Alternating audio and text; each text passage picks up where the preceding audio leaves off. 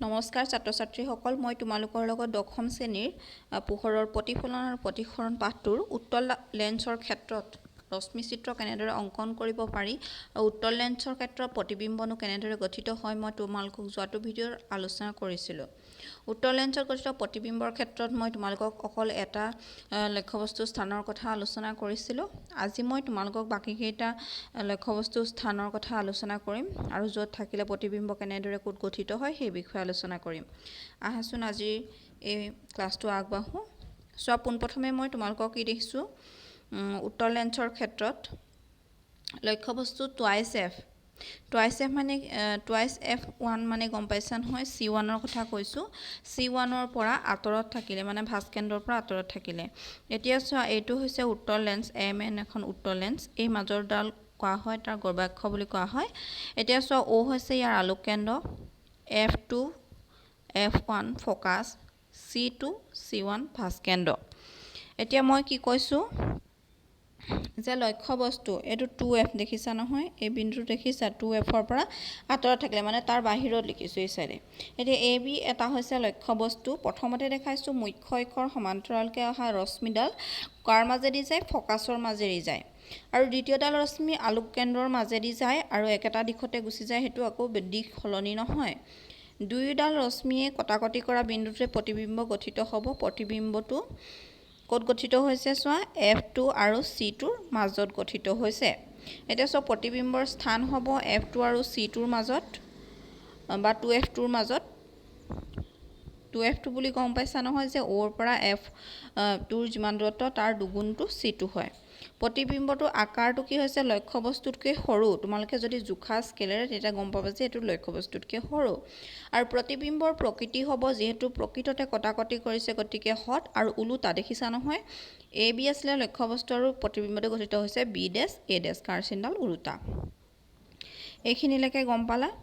আৰু চোৱা, তোমালোকক এনেদৰে যদি দিয়ে যে প্ৰতিবিম্ব ফকাছ আৰু ভাস্কেন্দ্ৰৰ মাজত গঠিত হ'বলৈ হ'লে উত্তল লেন্সৰ ক্ষেত্ৰত লক্ষ্যবস্তু ক'ত থাকিব লাগিব, তেতিয়া আমি এইটো ওলোটাকে উত্তৰটো লিখিব লাগিব যে লক্ষ্যবস্তু টুৱাইচ Fৰ পৰা আঁতৰত থাকিব লাগিব। তাৰপিছত চোৱা, লক্ষ্যবস্তু 2F1ত থাকিলে মানে C1ত থাকিলে কি হয়। প্ৰথমতে AB এটা লক্ষ্যবস্তু C1ত ৰাখিছোঁ। মুখ্য অক্ষৰ সমান্তৰালভাৱে অহা ৰশ্মি F2ৰ মাজেৰে যাব, ফকাছৰ মাজেৰে। দ্বিতীয়তে আলোককেন্দ্ৰৰ মাজেৰে যোৱা ৰশ্মি দিশ সলনি নহয়। দুইডালে য'ত কটাকটি কৰিব তাতে প্ৰতিবিম্বটো গঠিত হ'ব। আৰু চোৱা, C1ত লক্ষ্যবস্তু থাকিলে প্ৰতিবিম্বটো C2 বা টুৱাইচ F2তে গঠিত হৈছে। আৰু প্ৰতিবিম্বৰ স্থান গতিকে আমি 2F2 লিখিছোঁ বা C2 বুলি লিখিব পাৰা। আৰু প্ৰতিবিম্বৰ আকাৰ লক্ষ্যবস্তুৰ সমান দেখিছাই চিত্ৰত। আৰু প্ৰকৃতি হৈছে প্ৰকৃততে কটাকটি কৰাৰ কাৰণে হঠ প্ৰকৃতিৰ আৰু ই ওলোটা প্ৰতিবিম্ব গঠিত কৰিছে। এতিয়া যদি প্ৰশ্নটো আহে লক্ষ্যবস্তুৰ আকাৰৰ সমান প্ৰতিবিম্বৰ আকাৰ গঠিত হ'বলৈ হ'লে বা ভাস্কেন্দ্ৰ C2ত প্ৰতিবিম্ব গঠিত হ'বলৈ হ'লে উত্তল লেন্সৰ ক্ষেত্ৰত লক্ষ্যবস্তু ক'ত থাকিব লাগিব, তেতিয়া আমি লিখিব লাগিব যে লক্ষ্যবস্তু টুৱাইচ F1 বা C1ত থাকিব লাগিব। তাৰ পিছৰটো চাওঁ, লক্ষ্যবস্তু F1 আৰু 2F1ৰ মাজত থাকিলে মানে কি কৈছে, F1 আৰু C1ৰ মাজত থাকিলে, টুৱাইচ F1 মানে C1। এতিয়া চোৱা, AB এটা লক্ষ্যবস্তু, এইখন MN এখন উত্তল লেন্স। মুখ্য অক্ষৰ সমান্তৰালভাৱে অহা ৰশ্মি ফকাছৰ মাজেৰে গৈছে, দ্বিতীয়ডাল আলোককেন্দ্ৰৰ মাজেৰে গৈছে। দুইটা ৰশ্মি য'ত কটাকটি কৰিছে তাতে প্ৰতিবিম্বটো গঠিত হৈছে। এতিয়া চোৱা, এইডোখৰত আছে, এই পইণ্টটো হৈছে C2 হয়নে। এতিয়া প্ৰতিবিম্বটো গঠিত হৈছে C2ৰ পৰা বাহিৰত, গতিকে প্ৰতিবিম্বৰ স্থান 2F2 বা C2ৰ পৰা আঁতৰত গঠিত হ'ব। আৰু এই প্ৰতিবিম্বটো দেখিছা লক্ষ্যবস্তুতকৈ আকাৰত ডাঙৰ মানে বিবৰ্ধিত। প্ৰকৃততে কটাকটি কৰিছে কাৰণে হঠ প্ৰতিবিম্ব আৰু ই হৈছে ওলোটা প্ৰকৃতিৰ। তাৰপিছত চোৱা, লক্ষ্যবস্তু ফকাছত থাকিলেনো কি হয়। চোৱা, ফকাছত লক্ষ্যবস্তুটো আছে, মুখ্য অক্ষৰ সমান্তৰালভাৱে অহা ৰশ্মি ফকাছৰ মাজেৰে গৈছে F2ৰ মাজেৰে। দ্বিতীয়তে আলোককেন্দ্ৰৰ মাজেৰে যোৱা ৰশ্মি একেটা দিশতে গতি কৰিছে। চোৱা, দুইডাল ৰশ্মি আঁতৰিয়ে গৈছে মানে ওচৰ চাপি গৈছে যদিও একদম অসীমতহে কটাকটি কৰিব হয়নে, কটাকটি কৰাটো আমাক দেখাই দিয়া নাই। গতিকে প্ৰতিবিম্ব গঠিত হ'ব অসীমত, আৰু ই যিহেতু অসীমত কটাকটি কৰিব গতিকে তাৰ আকাৰটো ডাঙৰেই হ'ব, গতিকে অতিশয় বিবৰ্ধিত। ই হৈছে হঠ প্ৰকৃতিৰ প্ৰকৃততে কটাকটি কৰিবগৈ ক'ত কৰিবগৈ অসীমত কৰিবগৈ আৰু ই হৈছে ওলোটা প্ৰকৃতিৰ হঠ প্ৰকৃতি আৰু ওলোটা প্ৰতিবিম্ব গঠিত হ'ব তাৰ পাছত আহিব লক্ষ্যবস্তু ফকাছ আৰু আলোককেন্দ্ৰ ওৰ মাজত থাকিলে কি হয় এইটো মন কৰিবলগীয়া কথা চাবা দেই যে ফকাছ আৰু আলোককেন্দ্ৰৰ মাজত লক্ষ্যবস্তু এই বেটা ৰাখিছোঁ প্ৰথমতে গ'ল মুখ্য অক্ষৰ সমান্তৰালকে ফকাছৰ মাজেৰে দ্বিতীয়ডাল গ'ল আলোককেন্দ্ৰৰ মাজেৰে এতিয়া চোৱাচোন যে দুইডালে এনেকৈ মেল খাই গৈছে গতিকে ক'তো কটাকটি নকৰেগৈ হয়নে সেয়েহে তাৰ অপজিট দিশত মানে তাৰ বিপৰীত দিশত মই আগবঢ়াই দিছোঁ দুইটা ৰশ্মি যেতিয়া আগবঢ়াই দিছোঁ তেতিয়া য'ত কটাকটি কৰিছে তাতেই কি হ'ব প্ৰতিবিম্বটো গঠিত হ'ব প্ৰতিবিম্বটো এতিয়া ক'ত গঠিত হৈছে লেন্সৰ একেটা দিশত হয়নে লক্ষ্যবস্তুৰ সৈতে লেন্সৰ একেফালে মানে লক্ষ্যবস্তু যি স্থানত আছে তাৰ একেটা ফালেই লেন্সৰ আগত প্ৰতিবিম্বটো গঠিত হৈছে ই বিবৰ্ধিত দেখিছা লক্ষ্যবস্তুতকৈ ডাঙৰ যিহেতু প্ৰকৃততে কটাকটি কৰা নাই কাল্পনিকভাৱে কটাকটি কৰিছে গতিকে ই হৈছে অখত প্ৰকৃতিৰ আৰু ওপৰলৈ মুখ কৰি থিয় গঠিত হৈছে গতিকে ই হৈছে থিয় বলা এইটো প্ৰশ্ন আহিব পাৰে যে উত্তৰ লেন্সৰ ক্ষেত্ৰত অখত আৰু থিয় প্ৰতিবিম্ব গঠিত হ'বলৈ হ'লে লক্ষ্যবস্তুটো ক'ত থাকিব লাগিব লক্ষ্যবস্তু ক'ত থাকিব লাগিব ফকাছ আৰু আলোককেন্দ্ৰৰ মাজত থাকিব লাগিব একেটাই আছিলে উত্তৰ লেন্সৰ ক্ষেত্ৰত প্ৰতিবিম্বৰ গঠনৰ স্থান তাৰ পাছত আমি চাওঁ অৱতল লেন্সৰ ক্ষেত্ৰতো কেনেদৰে প্ৰতিবিম্ব গঠিত হয়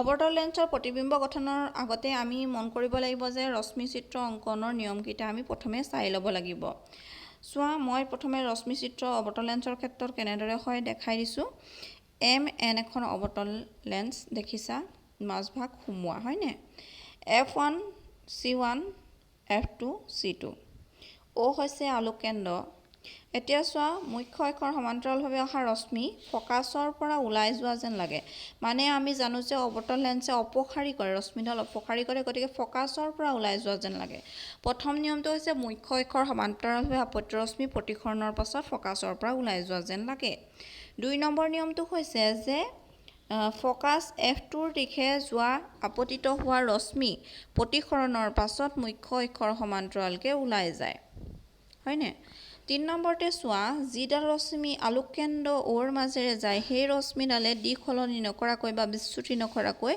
একেটা দিশতে প্ৰতিসৰণ হয় এই তিনিটাই অৱতল লেন্সৰ ক্ষেত্ৰত প্ৰতিবিম্ব গঠনৰ নিয়ম আছিলে এতিয়া অৱতল লেন্সৰ ক্ষেত্ৰত প্ৰতিবিম্ব গঠন কেনেকেনো হয় চাওঁ আহা লক্ষ্য ইয়াৰে দুটাই আছে দুটা স্থানৰ কথাই কোৱা আছে লক্ষ্যবস্তু অসীমত থাকিলেনো কেনেদৰে হয় এতিয়া চোৱা প্ৰথম ক্ষেত্ৰত অৱতল লেন্স MNৰ ক্ষেত্ৰত প্ৰতিবিম্ব যেতিয়া অসীমত থাকে প্ৰথমডাল ৰশ্মি দেখিছা মুখ্য অক্ষৰ সমান্তৰালভাৱে অহা ৰশ্মি নিয়মটোৰ মতে ফকাছৰ পৰা ওলাই যোৱা যেন লাগে আৰু এডাল ৰশ্মি দেখাইছোঁ সেইডালো মুখ্য অক্ষৰ সমান্তৰালভাৱে গৈছে ফকাছৰ পৰা ওলাই যোৱা যেন লাগিছে দুইটা ৰশ্মিয়ে কাল্পনিকভাৱে ক'ত মিলিত হৈছে ফকাছ F1ত গতিকে প্ৰতিবিম্ব গঠিত হ'ব ফকাছ F1ত আৰু ই অতিশয় সৰু বিন্দুসমূহ বিন্দুৰ নিচিনা দেখিছাই আৰু ই যিহেতু কাল্পনিকভাৱে কটাকটি কৰিছে গতিকে অখত প্ৰতিবিম্ব আৰু থিয় হ'ব দুই নম্বৰটো লক্ষ্যবস্তু অসীম আৰু লেন্সৰ আলোককেন্দ্ৰৰ মাজত থাকিলে কি হ'ব চোৱা MN এখন অৱতল লেন্স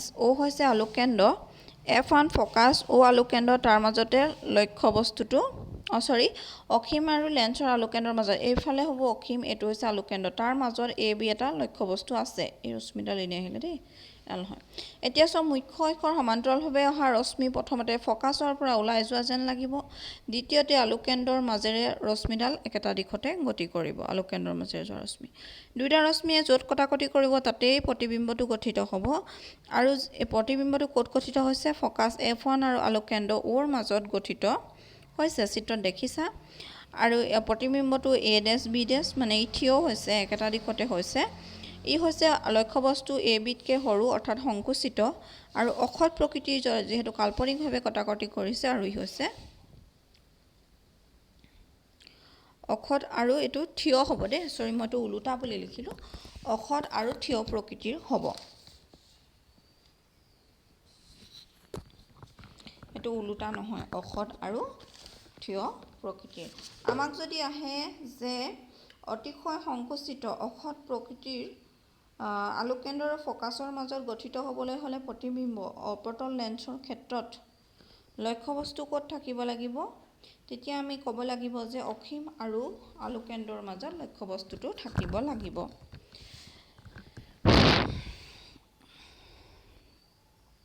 এইটো উল্টা নহয়, এইটো থিয় প্ৰকৃতিৰ হ'ব। আজি গম পালে অৱতল লেন্সৰ ক্ষেত্ৰত প্ৰতিবিম্ব কেনেদৰে গঠিত হয়, উত্তল লেন্সৰ ক্ষেত্ৰত প্ৰতিবিম্ব কেনেদৰে গঠিত হয়। মই তাৰ পাছৰ ক্লাছত তোমালোকক লেন্সৰ ক্ষেত্ৰত বিবৰ্ধন কেনেদৰে হয় আৰু চিহ্ন যিটো চিহ্নৰ আগত নিগেটিভ পজিটিভ চিন দুটা কেনেদৰে হয়, কোন স্থানত থাকিলে পজিটিভ কোন স্থানত থাকিলে নিগেটিভ হয়, সেইটো বিষয়ে আলোচনা কৰিম। আজিলৈ মই ইমানতে সামৰিছোঁ। ধন্যবাদ। তোমালোকে যদি মোৰ চেনেলটো চাই অলপ হ'লেও বুজি পাইছা তেনেহ'লে এতিয়ালৈকে যদি ছাবস্ক্ৰাইব কৰা নাই চেনেলটো ছাবস্ক্ৰাইব কৰি ল'বা। আৰু কিবা ডাউট থাকিলে কমেণ্ট বক্সত গৈ কমেণ্ট কৰিবা। আজিলৈ আহোঁ। ধন্যবাদ।